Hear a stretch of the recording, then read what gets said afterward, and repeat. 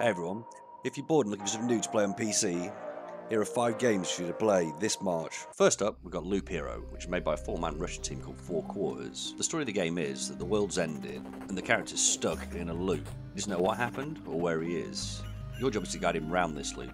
Basically, he walks around the loop on his own and fights, which you have no involvement in. But if he wins fights, he earns equipment, which you can choose to equip or not, and he also wins cards. Now, cards can be good or bad, and that way you choose to use these cards is a bit of a balancing act, because some cards are good. You have things like Meadows, which restore 2 hit points every day, or Mountains, which raise your hit point cap by 2. And then on the other side, you've got enemy spawns, so Vampire Mansion, which is placed next to the loop, which means vampires will spawn on the loop, or a cemetery, which spawns skeletons.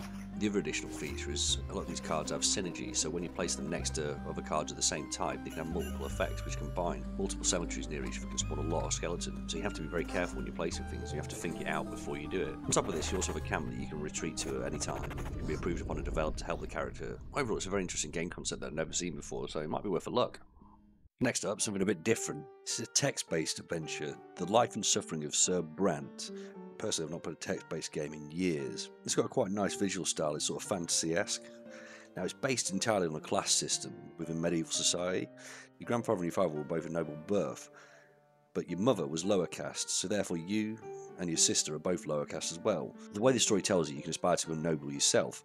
Now, this is all made through choices. Now, the game features a sort of permadeath system, where you actually have 3 lives, but if you die a 4th time, that's the final death, or you can be tried within the game for a medieval court system. All your decisions have consequences, so they can lead very early to your death. Now, the story's told from the point of view of an elderly man writing his journal, but the game actually begins in childbirth, and you can die well before that. You die as a child. Depending on how you play the game and the choices you make, there's a stats system within the game, which obviously you can raise throughout your journey through childhood.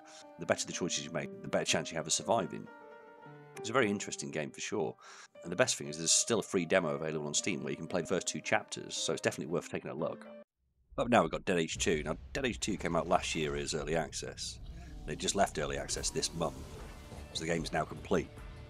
Now with Dead Age 2, it's basically a Final Fantasy style turn-based fighting system where you want to develop your characters with the standard sort of units, so you've got range, you've got tanks, take the damage. Now one of the biggest things with this game is the tutorial. The tutorial's an hour long.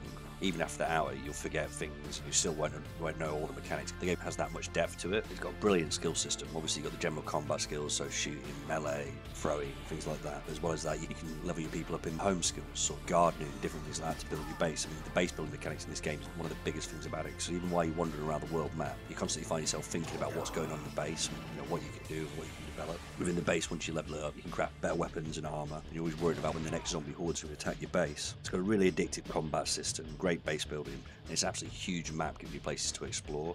The only downside really is the massive amount of text you've got to read while playing the game. The game's got a permadeath system as well, which can make it really infuriating when you die.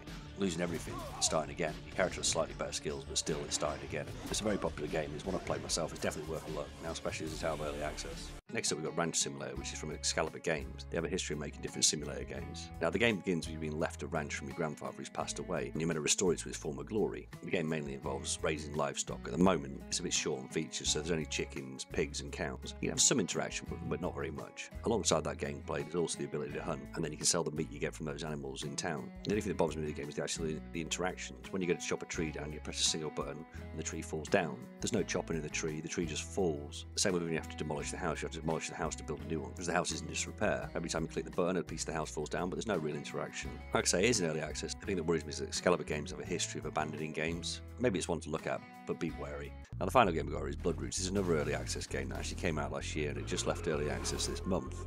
You play the part of Mr. Wolf, who's on a bloody revenge mission to kill the blood beasts. It's a brilliant hack and slash game where every single thing you can see on the floor, pretty much so you can pick up and use as well. Now some weapons have multiple uses, or you can use to do high jumps, to get over obstacles. There's no one set route of winning this game. You have to learn to defeat the different enemies. Not one weapon will take you all the way through the game. But what you learn defeating the enemies is what teaches you how to beat the bosses at the end of the levels. Now you will die a lot in this game, but the good thing is you do spawn very fast. One of the most frustrating things about the game is the viewpoint, where sometimes you'll try to jump onto a platform and you'll miss it and it's not really there. Overall I think it's a great game, definitely worth a buy.